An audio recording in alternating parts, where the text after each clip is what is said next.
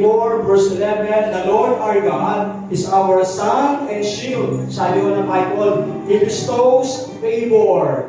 At kasabihin ng lakas, favor. Favor. Binibigay po ng Diyos ang pag-or. He bestows favor and honor. Ito yung maganda. Sabi ng Psalms 84 verse 11, yung ulit talata ko ng verse 11. Sabi na, no good thing does He withhold to those who walk uprightly.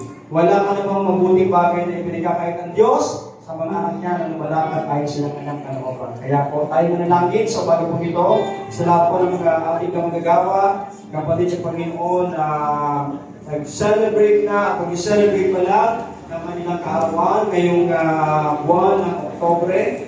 Tayo may manalangin, kabilang Diyos na buhay, ang manabing sumasalangit. Maraming salamat, Panginoon, sapagkat sa araw na Panginoon, araw at buwan ng October ay may mga anak na nag-celebrate mag-celebrate pa lang ng kanilang kaarawan, Panginoon. Dalangin po namin, O Diyos, ang patuloy mong pagpapala at biyaya ay dumaloy sa buhay po ng bawat isa.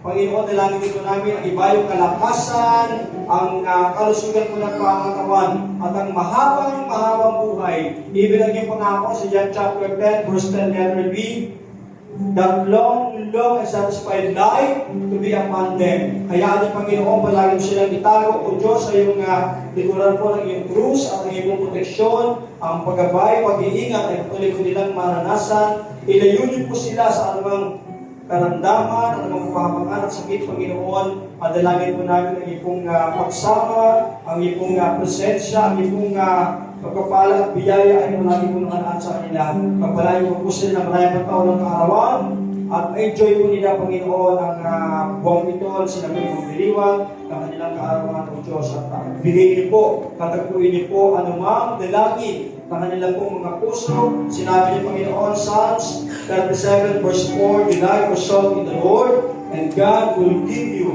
the desire of your heart. Panginoon, maranasan po nila ang yung kalooban ay maganap sa buhay po nila at patuloy po nilang ma-enjoy ang ito. Nagpanagulang naman sa salamat sa iyong pagkakatabilaan sa buhay po ng bawat isa. Maging bawat pamilya, ang lang po na-represent, Panginoon, pagpalain niyo po ito. Salamat po, we praise you, Lord, and we glorify you, and this is our prayer in Jesus' mighty name. Amen. Amen.